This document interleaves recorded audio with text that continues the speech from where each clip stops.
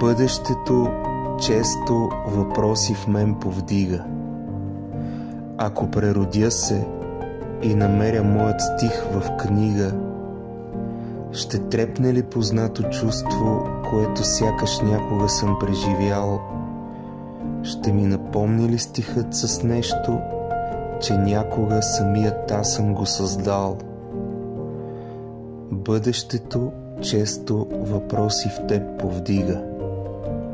Ако преродиш се и намериш моят стих в книга, ще трепне ли познато чувство изведнъж, което ще те просълзи? Ще ти напомни ли стихът да изкрещиш: за мен написал си го ти?